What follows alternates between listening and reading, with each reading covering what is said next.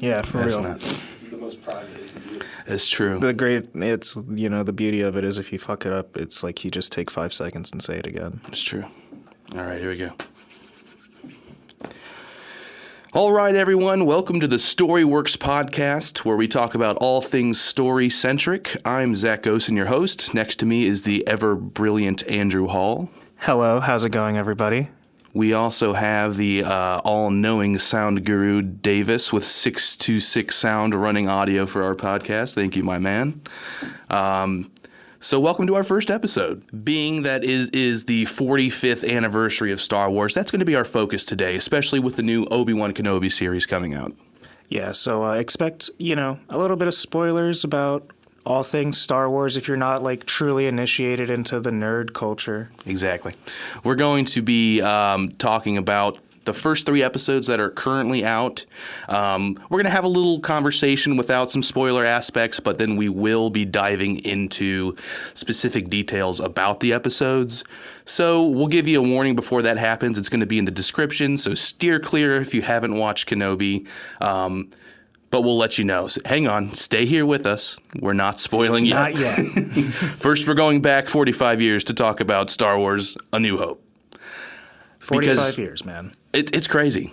I mean, it's crazy. We weren't there. I was yet nary a winkle in my father's eye. Nary a winkle. But obviously, for both of us, we grew up with Star Wars heavily. Oh, yeah, for sure. It would be impossible to say it didn't impact my developmental growth as a child. For sure. And it's got such a special place in our hearts as storytellers. Mostly because of the world building is crazy. Yeah, dude. The fact that, George Lucas created... He started with movies about, cars, dude. Yeah. He was like a car guy. Mm-hmm. And he comes out of nowhere, I want to make a space opera. Space opera about space wizards. Amazing. So we start with this little thing on A New Hope. We can all admit it. A New Hope is an old movie. It's the most dated. It's probably one of the slower Star Wars movies. And to think that that's where the series started and how much it grew, especially with the expanded universe, even though being not canon, just to think of all the books, games, just everything that came after that. It's comics. There's like you said, there's the expanded universe with 30 years of novels and graphic novels and widely renowned too. And then Disney took over and they decided to do their own canon. That was a huge deal when that first happened. Absolutely. People were up in arms about it, certainly. But I think it's kind of worked out for them. The new stories they've been able to tell with Marvel Comics and the new video games and everything are really incredible. Absolutely. No, I think they needed a little bit of time to for Disney to start kind of getting their Star Wars feels. I know a lot of people don't like the sequel movies that much, but there's still so much more happening besides those. Oh, for sure, yeah. That works. I know you read the comics. Yeah. And they're even talking about, they're breaking new ground in the comic territory. Oh, for sure, yeah. There's my favorite one is the Star Wars Darth Vader series, which is just, not to go into any spoilers, it's just insane. It's just it takes place in between each of the movies, and it just chronicles Vader's journey. And yeah, you don't get a lot of internal monologue. Ever from Vader. So it's not really. That's all that comic is. You're seeing everything. Even then, you don't really get any internal monologues. It's just him standing there menacingly. Yeah, man. So, it's just crazy that George Lucas started on something so small, Yeah. And it grew more than he could have ever even imagined. Oh, for sure. And that's he built it off of something, so small like Episode 4, but even then he was laying the seeds of world building. For sure. The Clone Wars are briefly mentioned. Yeah. And that sets up a whole past thing, you And know? oh my gosh, I love the Clone Wars so much. Oh man, Such a beautiful and then show. yet like that opened the door for like the prequels to exist, and Exactly, and that helps bridge us into, you know, that's what we really grew up on is the prequels. Those are the movies that were coming out oh for sure when we were kids. Yes. So, you know, we had the original trilogy, and I just remember watching that on VHS, like at my aunt's house, like over and over again. I had them on DVD. But when we were going to the theater, we were going to see episode 2, episode 3. 2 and 3, yeah.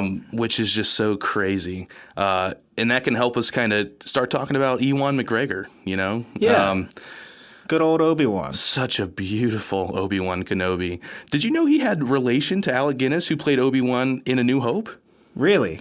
Yeah. I just learned that recently. What's the relation? I can't remember the connection, but I was watching an interview recently, and he's got a distant connection to Alec Guinness. Okay. Like that's how he saw Star Wars originally with his family, and then he steps into the shoes of Obi-Wan, which is awesome. That's very cool. Yeah, for sure. So one of the big things about the prequels and when talking about Ewan and even Hayden Christensen's, I mean, every actor's experience on the films, the filming style was so different from the original trilogy, you know? Oh, yeah, absolutely. I mean, from complete practical to a complete 180, just blue screens. Yeah, they went from filming episode 4 in a hot desert. With our legendary hot shorts, boom man. guy, hot shorts man, the short shorts. We got to get Davis to do a cosplay of God, yes. our sound guru. Yep, next Halloween, Davis is gonna get the pink shorts on, get a nice tan on, hold that boom mic. Hell yeah. So they went from filming in actual deserts, you know, real locations, all practical effects almost, to a blank screen with You're in a actors blue in front room. of it. Yeah. You know, Ewan McGregor talks a lot about the difficulty in filming in conditions like that. Oh, yeah. I mean, there's like at most you'd get like in Attack of the Clones when they're tied to the pillar in the arena. Like the pillar was real. Yeah, but everything else was just a blue screen. It completely like removes any sense of like immersion that you could have. Like, for real. I remember seeing like the behind the scenes shots of him and Hayden Christensen on the speeder when they're chasing the bounty hunter in episode 2. Yes. And just like that speeder is the only thing in that shot aside from a blue wall and Ewan McGregor laying on it. Legendary photo with the he had the hairstyle in episode 2, man. What a hairstyle. That's the kind of mullet we need. All right. You have to respect it. You have to bring balance to the Force. Bring balance to the hairstyle. For real. So Ewan's first appearance in Star Wars, Episode 1, Phantom Menace. We're in Padawan mode. Yes. It has one of my personal favorite Jedi Masters, Qui-Gon. Good old Qui-Gon. And what a callback we get to Qui-Gon so far in the Kenobi series. We'll dive into that a little bit later, but holy moly. Liam Neeson, man. What an actor. After all 8 Taken movies, but maybe he will return. Yeah, but no, I mean, honestly, he... playing Qui-Gon Jinn, he brought such like a air of like, how do I say it? You know, he was a different type of Jedi. Exactly. He's introduced, and you know, you have Obi-Wan, who's just like, you know, your basic little Padawan learner, and then you have Qui-Gon, who is like, I guess you could call it like the liberal honestly. Jedi Master. He questions things. He has we're at a weird point in the and I mean at this point the prequels exist in a world where, you know, there was the, you know, like in the original trilogy they set up, you know, the Republic is this old thing that existed, you know, and there were these big clone wars, and then you learn about, you know, the Republic existed, but there's things that have existed for hundreds of thousands of years before that. Exactly. So it's just crazy. You just never know where you're gonna land. Exactly. You know what I mean? Yeah. Because there's Knights of the Old Republic. Like Exactly. There's just so much to this history. It's insane. And the Jedi have existed throughout all of it.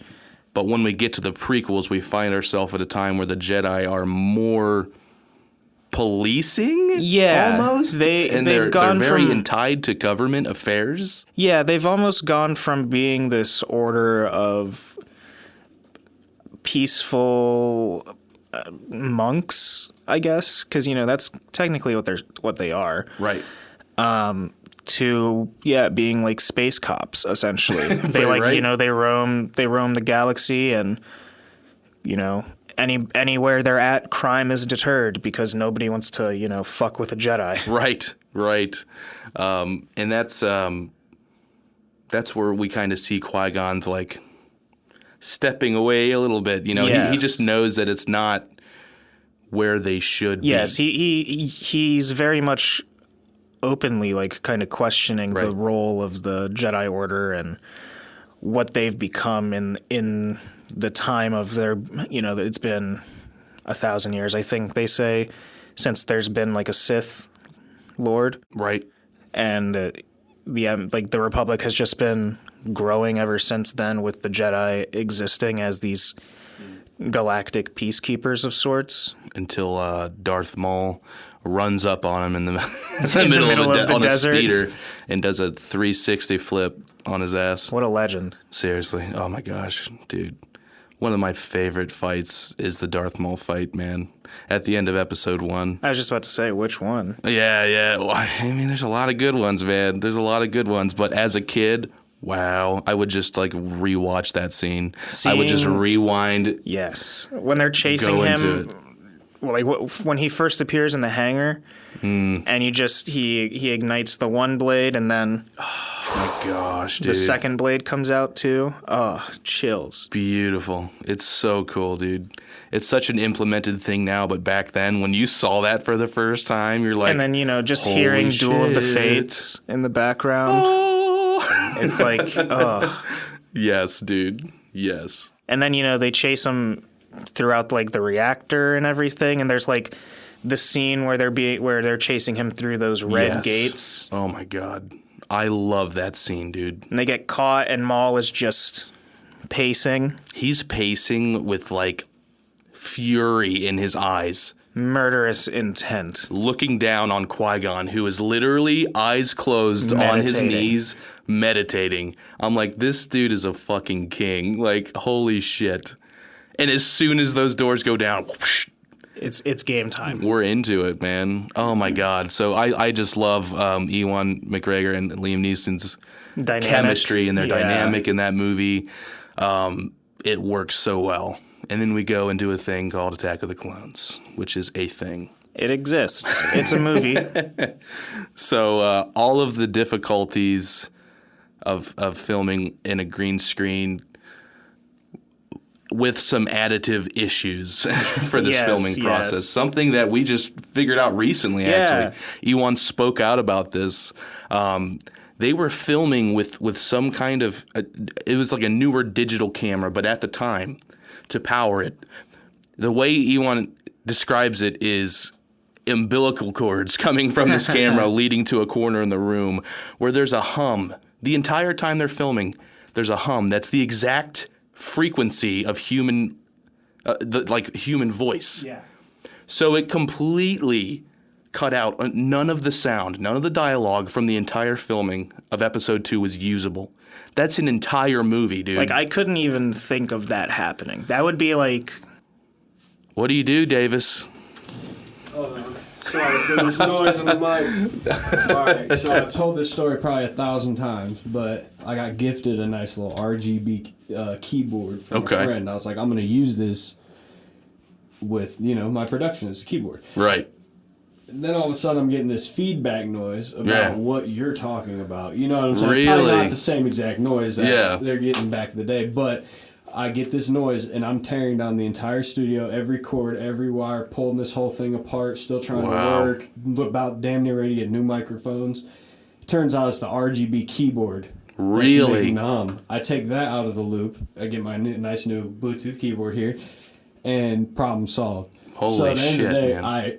I'm not surprised. Yeah. Especially with the new technology, I'm not surprised at all. But my favorite part is imagining everybody like, all right, that's it, wrap it up for the day. Right. And then they're like, psych, you got to go Psych. do ADR for the next 6 months. But it's impressive though, because nobody unless you like know that sort of thing has ever once mentioned any sort of voiceovers. You know what I'm saying? Right. Because nobody ever mentioned like from a consumer standpoint, like, hey, that word didn't line up. You know what I'm saying? They don't notice that. So kudos to them for the accuracy. Right. And, you know what I'm saying? Because that stuff can be hard. You know, even for us doing for sure. blind takes that aren't going to line up with words. You know what I'm saying? So, yeah. No, I've tried to do ADR when I was in school in my sound design class. Yeah. Dude, it's not easy. Yeah, I had You're to trying that World War II film. Yeah. I'm trying to do blood-curdling screams sitting in my chair. Right. Like, you know what I'm right. saying? It doesn't work. Like, I got to work up to it and be like, And not only do you have to match the timing of the lips perfectly, you need to match the inflections of the body. That energy, like everything. And that's just so hard. Like, I always knew that there was something that felt so slightly off about episode 2.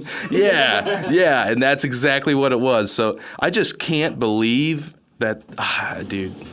Yeah, like You think you're done with work, and they're like, we got some really shitty news, guy. this was like the perfect take, but we really need you to just re-record the lines. Right, and he said that they shot the whole thing on like one zoom lens. Yeah, they were. The took like camera 30 was like minutes so to change far the lens. away. Yeah, insanity. It's crazy, man. So What a production. for real. From that, we get into episode 3, which I'll die on the hill. I fucking love episode 3, dude. I'll be right there with you, man. It's I'll die. It's one of my favorite Star Wars. I'll films, die on man. that hill in Mustafar right there with Anakin Skywalker. It's over. I have the high ground. Oh my gosh! Despite that's the thing that I love about the actors from the prequels is that now they have seen that we were their audience. Yes. And that we grew up with them, and no matter what the critics said, it seems like the crew and the cast took big hits from the critics and that kind of feedback they were receiving back in the day, but they can finally feel the appreciation that the people they made the movies for have. Yes. It's so very clear now, right? Hindsight or whatever, but to exist in the current year and see, everybody loved the prequel movies. I thought they were really fun and you know crazy movies. To hear that, 15 years after they've released, I'm sure it feels really good. Right. No, exactly. And me and you even together have watched, Ewan and Hayden Christensen do a bunch of interviews and kind of talk shows together. Wow, they just are smiling, all just smiles. So happy to be there. And oh be my back. gosh, I know, and just hearing them talk about the prequels and their it feels experience like rewatching them. They loved doing it. Right, exactly. It's just great, and it's so awesome that we get to see these guys in their element again in the Obi-Wan Kenobi series. It's definitely beautiful. Something that we never thought we would see, man. It's just no, absolutely not. It's a big win for our generation. I think it's awesome, and they get to feel this new set, this new way that Lucasfilms works. How they have adapted their sets since they started The Mandalorian, which is we're going back to practical. Yes, very much so. Which is amazing. Amazing. You just love to see, instead of, CG Yoda. Right. I'm not going to sit here and say that I hated every aspect of the prequels, because I don't, obviously. Right. I love the prequels. Right. But, the overuse of CG for everything was just kind of, it's there and you can't ignore it. Yeah. So to see, The Mandalorian and the newer Star Wars movies and Right. Obi-Wan used this new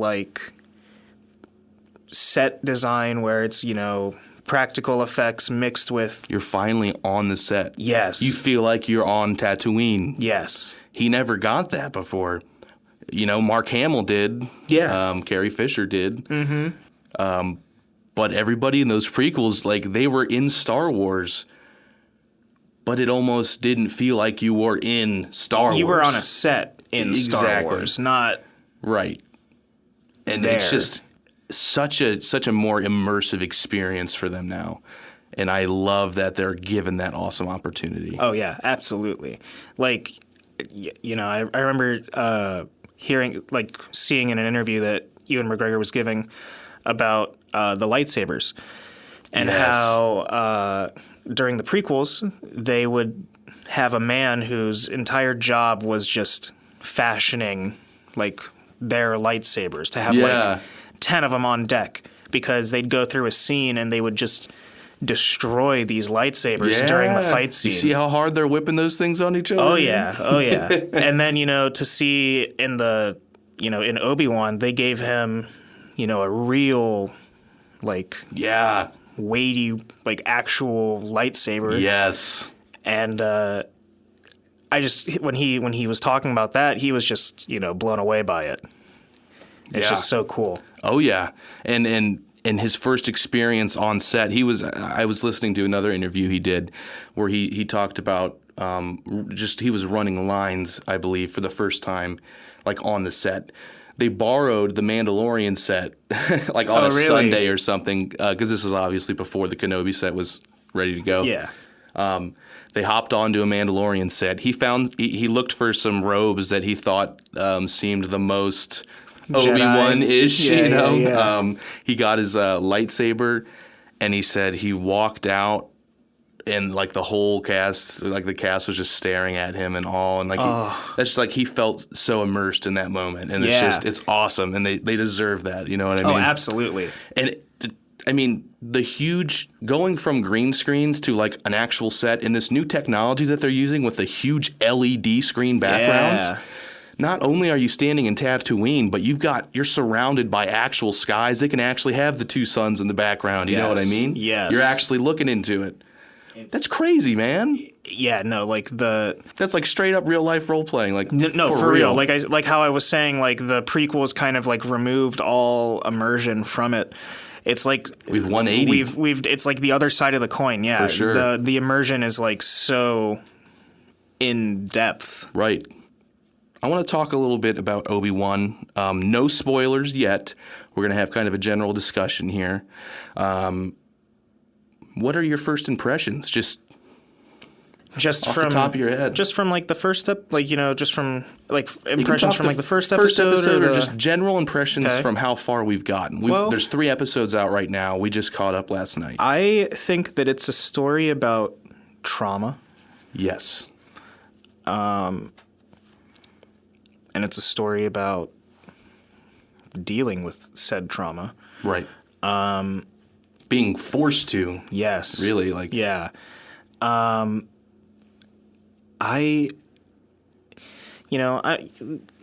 might be, you know, just because I'm so excited to see Ewan McGregor on screen again, but like right. I have been like blown away by just all of Obi-Wan so far. Yeah. You know, it's completely, you know, shattered my expectations of what it could be.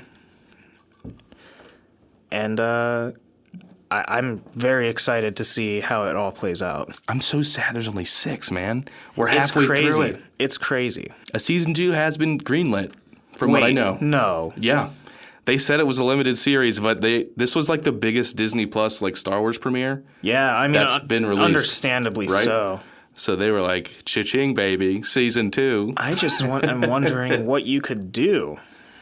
We're gonna have to see how season 1 ends, I guess. Yeah. But how did you feel about the actors' performances? I think, you know, I think everybody has done great so far. Right.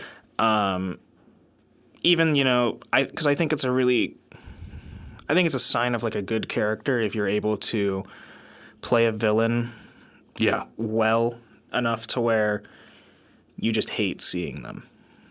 Right. Like you see them on screen and you're just like, oh, I don't like you and I want you to get off the screen. Yeah, exactly. And that definitely exists in this show. Right. the Inquisitors are such a force Yes. to be reckoned with, man. Yes. And we've seen this not only in this, we've seen this in Star Wars Rebels, we've seen this in Rebels, Jedi Fallen Order. Yeah, Fallen Order. Man, I've loved the concept of the Inquisitors since they have brought them about, and to see them. They're in the comics as well. Yeah. They're very, very cool. And I guess, would you consider this to, start to begin to get into spoiler discussion, or? Yeah, I'm going to say right now, everybody listening, it's spoiler time. We're getting into the spoilers. If you don't want to be spoiled, then I suggest you don't listen right now. All right, you've been warned. If you're still here, fucking here we go. So episode 1. Episode 1. Really, really interesting. I loved the beginning dynamic. This is Obi-Wan in his day-to-day life, mundane. 10 years later. 10 years after the events of episode 3. We are... What is his job? He's like a butcher almost. Yeah, he works in the middle of the desert. Yeah, he takes a shuttle every day out there, and he's, there's this huge, like, wing. Dead in the face, man. Wing or something from like this giant creature that they're just like harvesting, and he's cutting it up into like ration pieces. Right. Saves a little bit for his mount. Yeah. Very sweet. We see this cycle about 3 times with some like variations in between. Yeah, and every single time he just looks so soulless. It hurts, man. It hurts. You just feel the weight of everything on his face. It's like just after, seeing Obi-Wan through the prequels and seeing how expressive he is, and seeing him in, the animated materials, the Clone Wars, and just, seeing he's even more expressive, I feel like, in that. Right. And then just to... He's a shell of of that Obi-Wan, man. Mm-hmm. It's just Ben these days, he says. Yes. And it hurts. Oh, man. So I think Owen might be my favorite Star Wars character canonically now. Understandable. After episode 1. He's got like absolute balls. Oh my God. He's got big balls. He's like, fuck off with your shit, Obi-Wan. Yeah, pretty much. Yeah. Like you, like...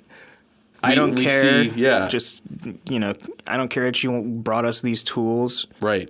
We don't want them. Oh my gosh, he gets Luke. It shows him getting Luke that ship that he's playing with in the little New toy Hope. ship, yeah.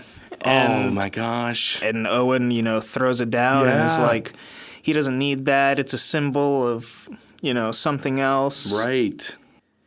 And it just, he tells Obi-Wan off. He's like, what? Yeah, dude. No, legit. He's, Middle fingers up, what are you baby. going to do? Teach him like you taught his father? Oh my God, that hurts so bad. And just like seeing like the shot to the heart on Obi-Wan's face. Right? I was fucking working out when I watched Like I said, he's kind of the shell of a man, but he's holding on to that one thing, like the boy must be trained when the time comes. Mm-hmm. He has that in Owen's like eat 3 dicks consecutively. Like, no, you're not doing it. He's a boy. He deserves to just live his life. Yeah, which I love that about Owen, honestly. He's trying to do what he thinks is best for his adopted son. Right. For his nephew. Yeah. And then we have him standing up to Reva. Yeah, so the Inquisitorius squad is here, and they are, terrifying. For those who don't, they de-hand a man. Yeah, for those who don't really know, aren't super versed in the Star Wars lore, they're like these dark side force wielders who have been trained by Darth Vader himself to so badass to just hunt down remaining Jedi after Order 66. You know what's interesting enough about their characters too is we usually find that in in some of the other material that they are traumatized as well. Oh yeah, They're forced into this, and they're manipulated so hard. Well, I mean, so is Anakin Skywalker. It's a cycle, pain bro. leads to anger. Anger leads to hate. Absolutely. So that even more, hits that kind of trauma theme on a different level, Very much so, yeah. And, so the Inquisitors are just here on Tatooine. We get Moses Ingram, who is Reva. Yes. Fiercing her fangs. She is an absolute mad woman in this show, man. She is insane. She's power hungry. She's the girl. She rolls up and cuts a fucker's hand off, dude. Just rolls Straight up. She's just, tell me where the Jedi is. Oh, nobody's talking. Slice. This person has a fixation on Obi-Wan as soon as we see yeah. it. Yep. She's a go-getter, I guess you could say. Mm-hmm. She really wants to become top dog. Right. We get the Grand Inquisitor. Yeah. So yeah, she's like the new girl on the block in terms of the Inquisitors. Right. And she's trying to make her waves. Yeah. She wants to move up in the power scaling. Right. And it's her, the Grand Inquisitor, and then another Inquisitor, the fifth brother. Yes, fifth brother. And they just show up and they're looking for a Jedi, start cutting people's hands off. Because, that's the theme of Star Wars, man. You got to lose a hand in a Star Wars You piece. always got to. This time it was just somebody completely non-related to anything. They're like, we've done it to all our main characters. Here's Jim on the side. Get fucked. No, literally.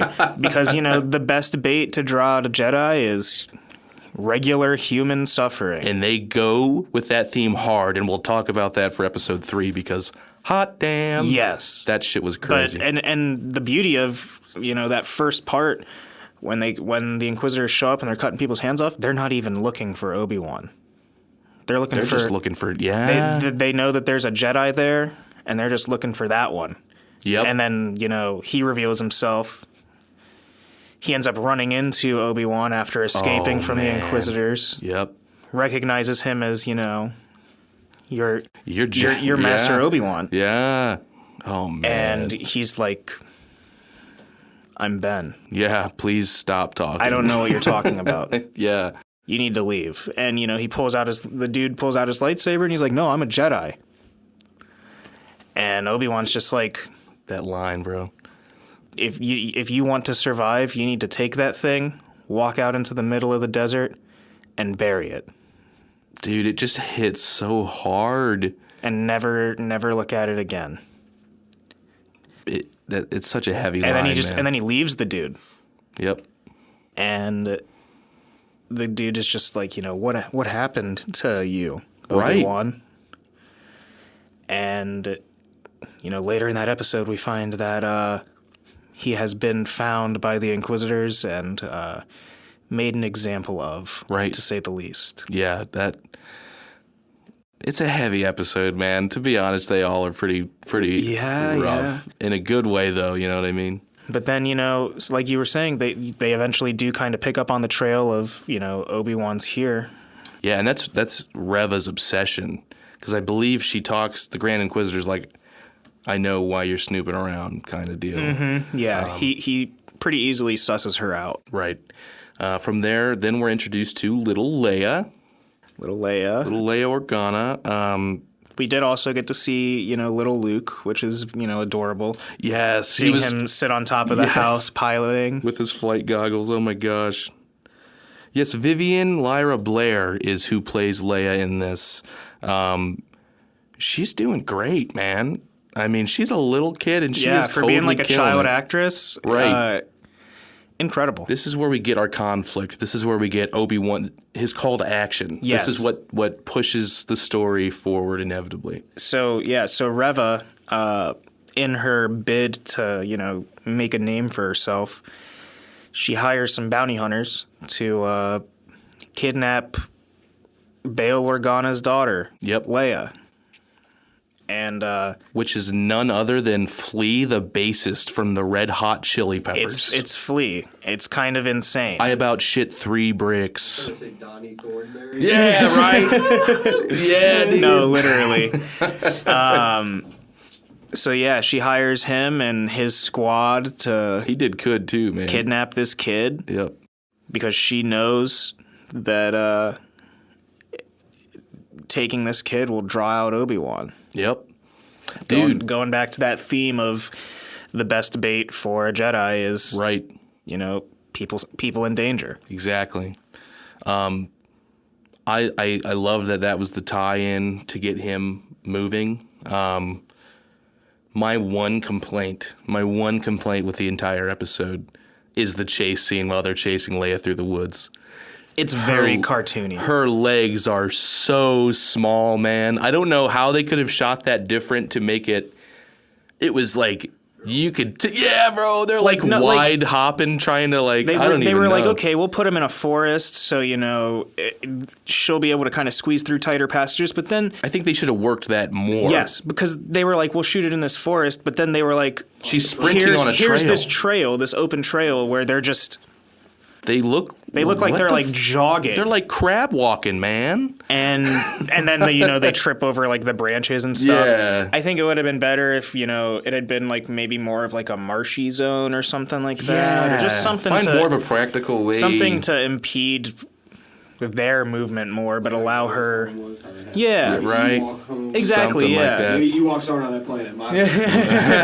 But just something to let her crawl around a bit more to like make more ground or something. That was my one complaint. Also, if the Grand Inquisitor's head was a little less round, if it was a little more oval shaped, I don't know. I feel like I might be a little more intimidated. I will say he's got a big round head. He does look a lot better than he did in the like Obi-Wan trailers. Yeah. I don't know what it was about in the trailers, but he looked way worse. He looks better in this, but still not great. Right. So for the rest, of episode 1, we get, Leia's captured. Our man digs up his lightsaber. Yes, that's out how in it the ends. desert. Yep. And then we get our credits. You get to see his lightsaber and Anakin's old lightsaber. Yeah, dude. Oh, man. Just brutal imagery. Seriously. I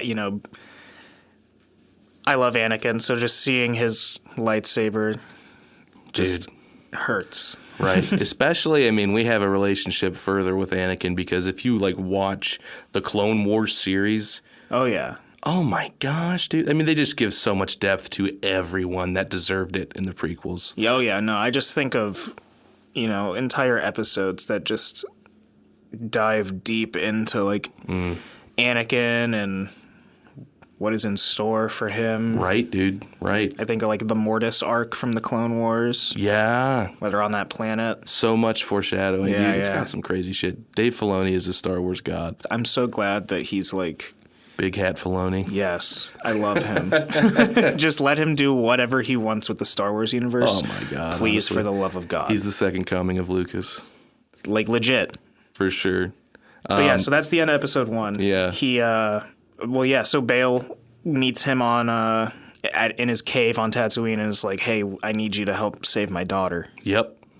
He tries to transmit to him first, and then he just rolls up on his ass. And because at first Obi-Wan's like, oh, I can't do it. My duty is to the boy. And your duty was to both of them, motherfucker. Bail shows up and reminds him of his real duty, and he finally is like, you know what? You're right. It's time. Yep. And then so episode 2, we get thrown into this more crime-ridden kind of planet. Way different feel, we're off Tatooine. Mm-hmm. This is a very Neon Night-esque kind of vibe. Yes, almost kind of like the streets of Coruscant in episode 2. Yeah, dude, that's 100% what we're looking at. Except it's and this is a beautiful parallel to draw here. Yeah. To think of those scenes in episode 2 where Obi-Wan was there in those seedy neon bars and stuff. No death sticks for me. Yeah, to see that and know that it was all, a blue screen. Yeah.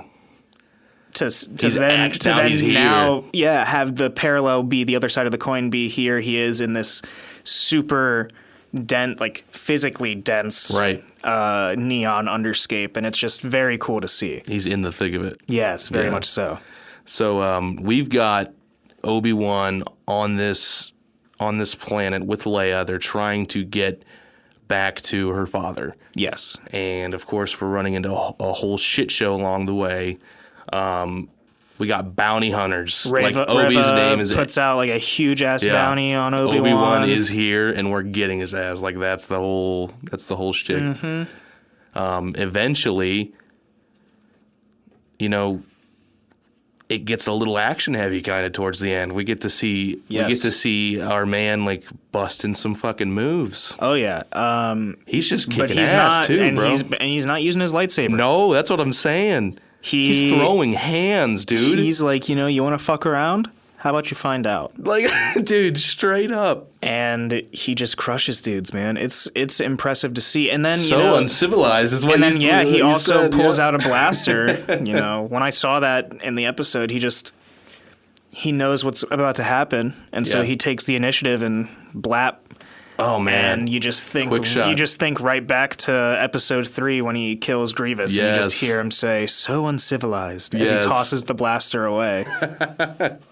Now my man's like in the crime slums, just beating ass with his bare man hands. has become uncivilized. Oh fuck, I love it. And then we get to the point where Leia sees that he's wanted and kind of goes into a little spiral kind of trip. I don't know who to trust. Yeah, she thinks that he's really the one who kidnapped her in the first place, and it's a whole because he didn't tell her what was going on. Right. There's no real trust between either of them at that point, and she decides, Sprint. I'm running away. I don't trust you anymore. Right. We get a full rooftop jumping sequence of him chasing her. And this chase scene makes a little bit more sense. Yeah. Yeah, no, exactly. Like she's running through a big crowded area. There's people flooding these streets. Way easier for a small kid to move through those than it would be for an adult. It looked natural. You know what I mean? And then by the time they get like up to the rooftop, she's got a good lead. She's already got that distance. Yeah. Right. Until they are finally cornered and cornered by some bounty hunters, I believe. Yeah, and they're taking some blaster fire. Obi-Wan's down behind like a AC unit, almost, it looks like. And he's just peeking out from behind cover, firing blaster shots left and right. And then that is what signals Reva. Reva is here. She's waiting. She's looks literally, like Batman. It's kind of insane. She's like perched up on like the tallest building, just overwatching the city. And then she finally sees the gunfire, and I'm not joking. She does like an Assassin's Creed leap of faith. Straight up, and it looks badass. I don't care. It's insane. It's like badass.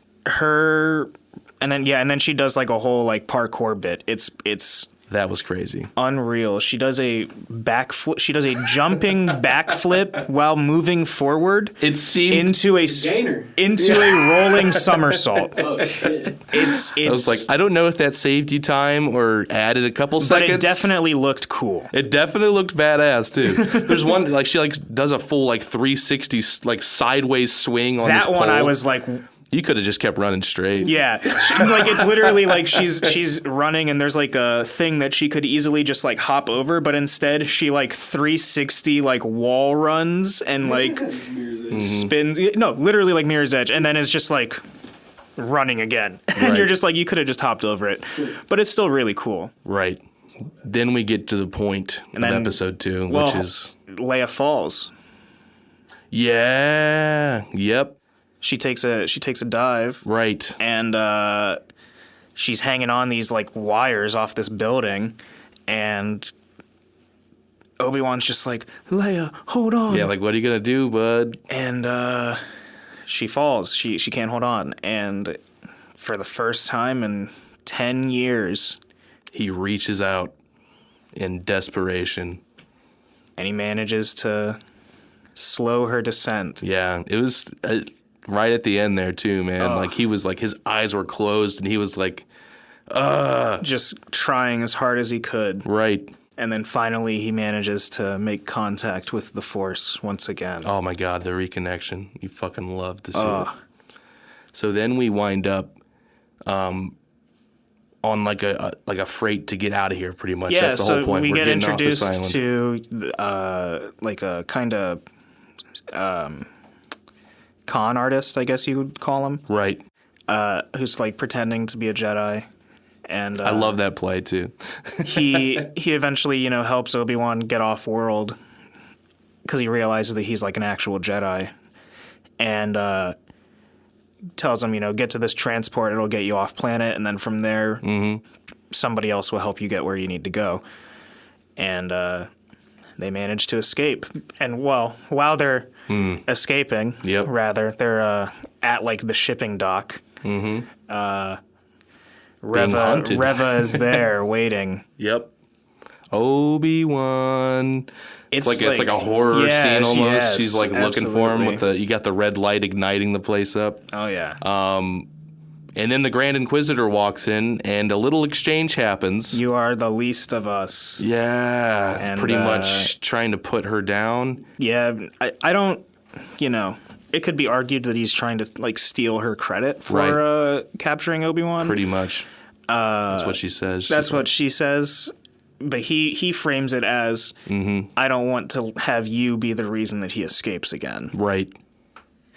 And he goes to, Move aside. and he starts making moves to go after Obi-Wan, and She fucking stabs his ass. she ignites her lightsaber and fucking stabs him, runs him through. That was crazy, man. That was a really interesting decision. I didn't see it coming. I didn't think her drive was that hard. No, that shocked me. But that allowed them to escape. Yeah, and it was all because she couldn't just let the Grand Inquisitor help her. Yep. She had to do it herself, and because of that gave Obi-Wan and Leia enough time to get off world. Exactly. So we've got this immediate inner turmoil between the Inquisitors. So it's like they're fighting their own battles like within each other.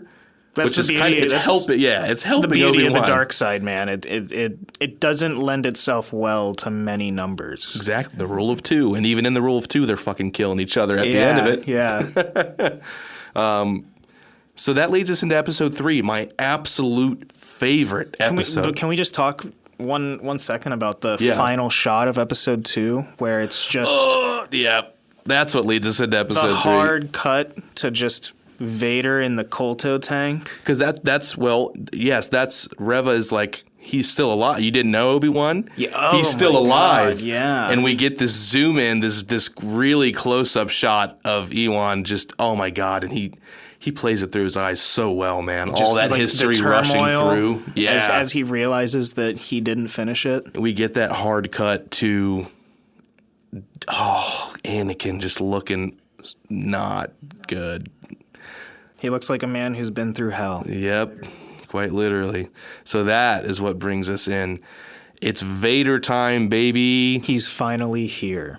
And he looks magnificent, man. Like, this is such a refreshing Vader to see. You know, whenever we've seen him before, except in like Rogue One, he's very stiff. Yes. You know, he's not got a lot of motion to him. Like, even when he's just sitting in a chair and like talking to Reva, yeah, he's got a lot of emotion. He's doing a lot of body acting. Yeah. And it's like, it's small, but you don't see that before. So it's just like, it's such a fresh take on the character. Oh, very much so. And it gets fresher. It's good shit. Dude, yeah. I like just seeing, and like I said this to you when we watched it, but just seeing Darth Vader on screen again. Right. Like, you know, you saw him in Rogue One for just a teensy bit at the end there. But like really getting to see Darth Vader like in action for the first time in 15 years or so. For real, man. Extensively too, you know, like it's beautiful. They really let him shine in this episode. There's just something about Darth Vader, man. And just knowing that it's Hayden in that suit, you're like, you just feel it, man. You can feel it, and it's amazing. A quote from like an interview that Ewan McGregor gave, where he was saying that he was on set one day and everybody showed up, everybody was there, and he was like, "When is everybody here for? Like, why is like literally everybody here? Like, I don't understand." And then Hayden walked out in Vader suit. Yep. And it clicked in his head that's the first time that he walked out in Vader getup, and everybody wanted to be there for it. Oh, yeah. And he was like, it's just an iconic moment. Absolutely, man. I couldn't even imagine being on set. And he described his scenes with Vader as being like terrifying. Yeah. Like a scary monster. Shaking He's in my He's like, boots. I haven't felt fear like that since I was a kid. Oh my gosh, I love that so much. And that's how you know they have such a connection with those characters too. Oh, absolutely. How good of actors they are. Exactly. Right? You know what I'm saying? Yeah, for sure, man. So we really get to see Vader shining in this episode.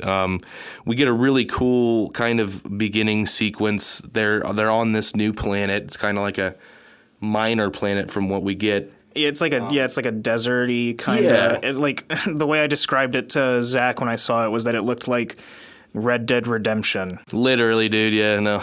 like those empty, barren deserts with like cacti and stuff. But yeah, they're on this planet looking for a way off of it, and eventually they run into Freck, I believe his name was. Fucking Freck. He's, a really nice guy. He pulls up and he sees him. He's like, oh, you guys are like stranded? They come up with some cover story and hop on in. I'll give he's you like, a ride. oh, you're going to the port? So am I. Hop on in. I'll give you a ride, no problem. And Obi-Wan's like, Yeah. I think we're okay walking. There's a big theme in this with Leia being like, I want people's help, and Leia's- Obi-Wan being like, yeah. people aren't great. Yeah, Leia's like, well, I'm tired of walking, so we're going to actually hop in. And they Right. walk around the back to hop into the truck. And what do they see on the back of the truck? But a big old Empire logo. Beautiful. And, they... Immediate anxiety. Yeah, Obi-Wan is just like, this is not good.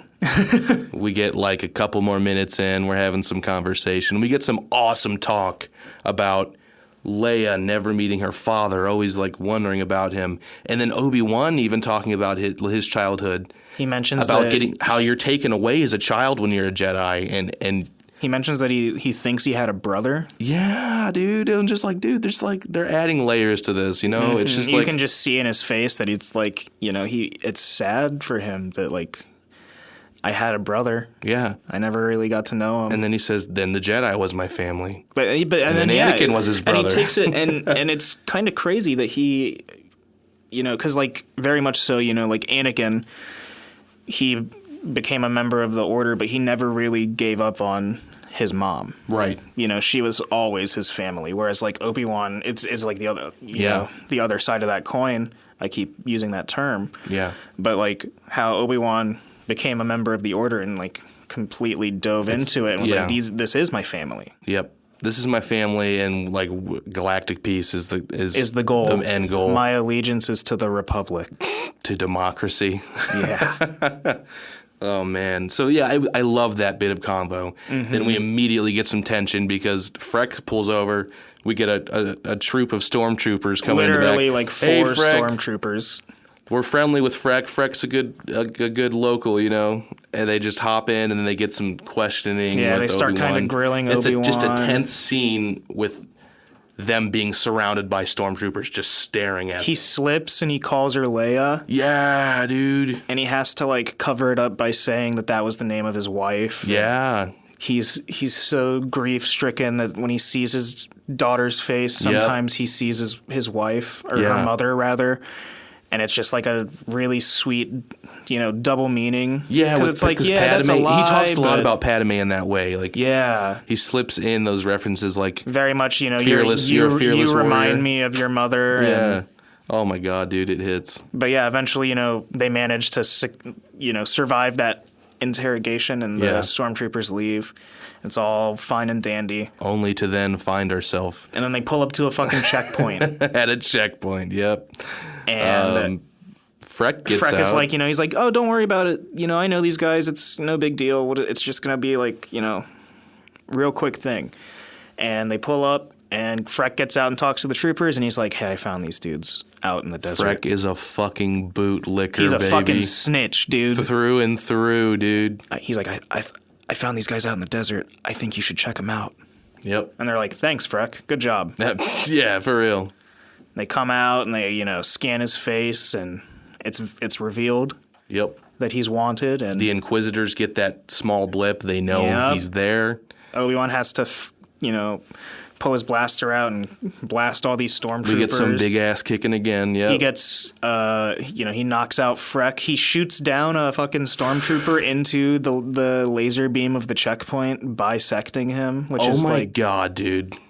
We had to rewind that. It looks way more brutal than any like Star Wars bisection I think I've ever seen. Yeah, dude. So like, it's like 3 laser beams that are acting as this gate, and he gets shot off the tower and just falls through it, through the lasers, and it's like his body just separates and just flops on. I'm like, dude, that was like worse than Darth Maul somehow. For sure. Like you said, like that was devastating. But yeah, so he gets through that checkpoint. Yes, and then we finally. They're in the city now, the port, and also in the port now are the Inquisitors. Yep.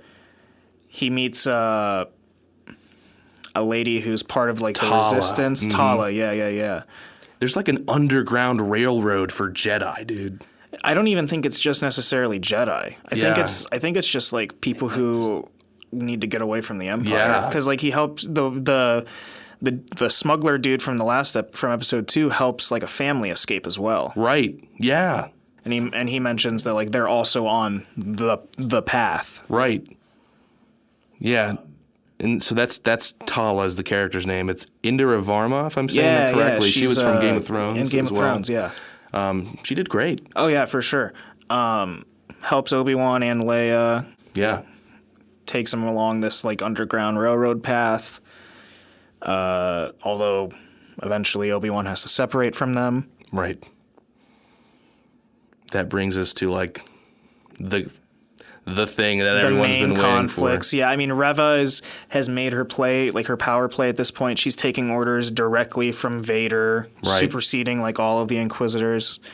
Vader tells her, if you succeed in getting me Obi-Wan, you will be made Grand Inquisitor. Yep. So that's like we're furthering that power struggle.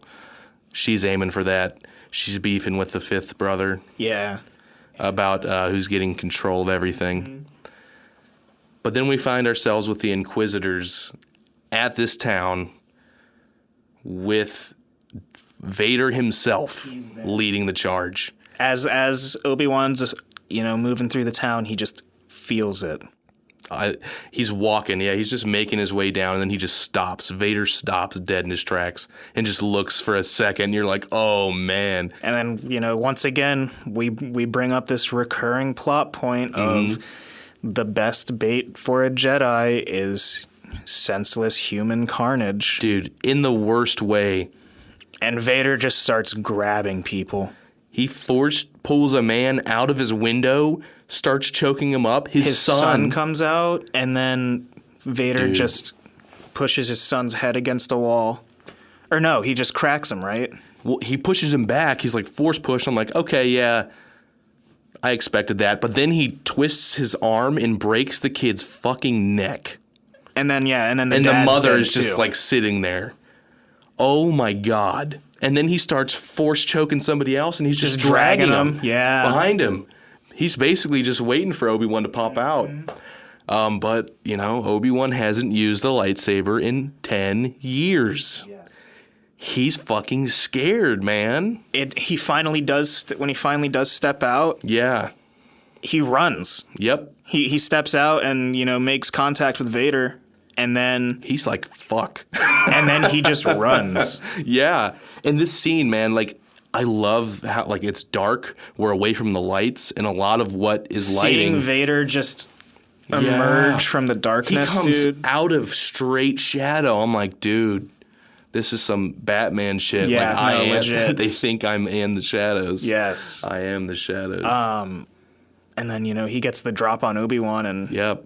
We get our first lightsaber action. God. And man... Their first, reunion in 10 years.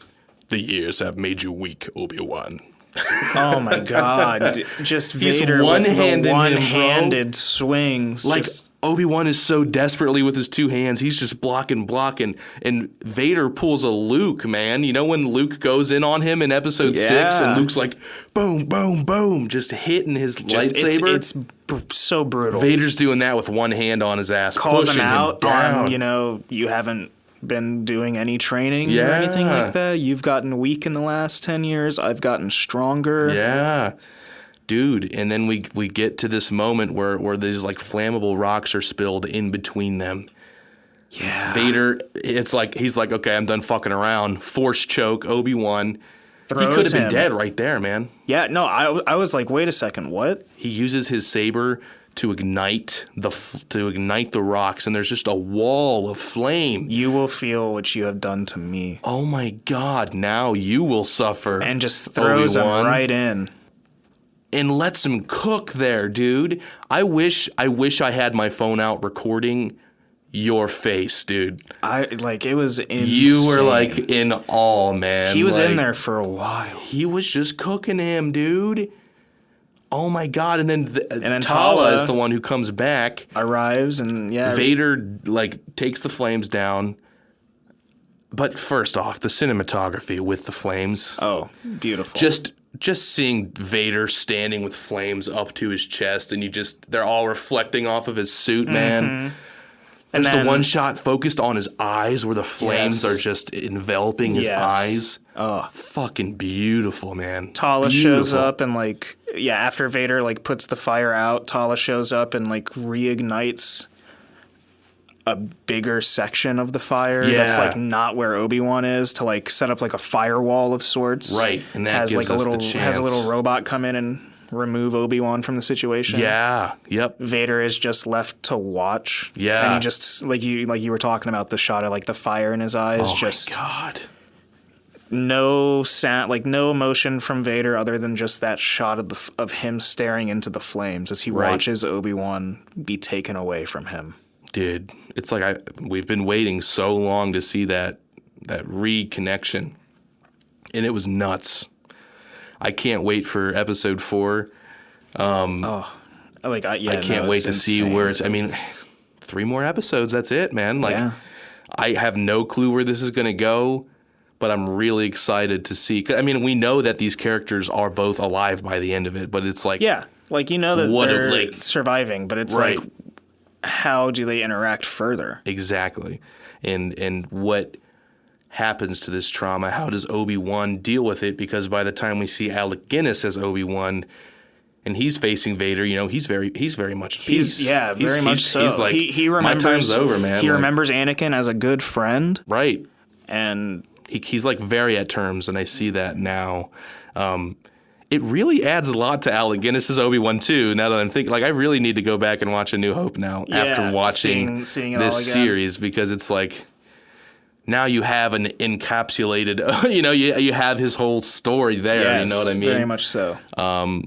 So it's just been great. It's been my most anticipated Star Wars show because, there's a little bit of Star Wars fatigue here and there with all the shows pumping out.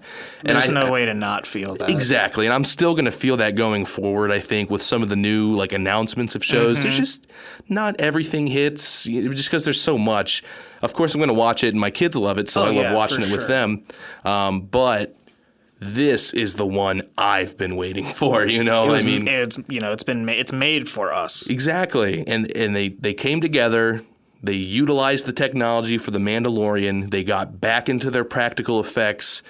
I feel like they've mastered their visual element way more by this point to where it's really at its peak. And we get to see Ewan McGregor in his peak, I feel like. What I mean? Absolutely, yeah. So much, he gets to do so much acting in this because it's not, the prequels are so much, you're packing so much into those prequels. There's just so many scenes that have to be done. It's quick. There's great acting in it, of course, but oh yeah, for sure. This is we get to see close-ups of him just dealing with inner turmoil, and he does fan-fucking-tastic. I think of the shot of him seeing the hologram of Anakin in episode 3, and you just when he does the handovers, and that's probably one of the more expressive scenes that you get of him. Exactly. I mean, like, you can definitely see like his anguish in the Mustafar scene. For sure. Oh, but beautiful like, scene, yeah.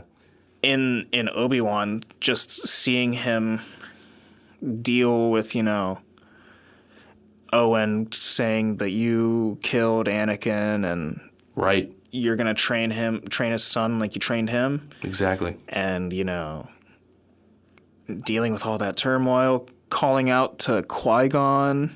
That's something, we didn't get to mention, but like we're at such a he's at such a lost point where he's scared and he feels alone and he doesn't know what to do. My man just wants to talk to his master. Mm-hmm. He wakes up from a nightmare and he's just like, Master? Calls out to him like Master Qui-Gon. I'm like, dude, he'll be there, man. I'm gonna fucking cry. It hurts, man. I'm just saying, if Liam Neeson is somehow in this, I'll freak out, dude. He pulls a Darth Maul extended universe. Oh my god. No, he's alive. That'd be fucking. Well, nuts. I'm just even if it's just his voice. I would love speaking it. to I would him. love it. Anything. So yeah, no, it has exceeded expectations on every front. I fucking love this thing. If you haven't watched it, by this point we pretty much laid it out for you, but still, if you're here, you've watched it. Right. Always feel free to send us thoughts. Send us your thoughts on what you thought about it.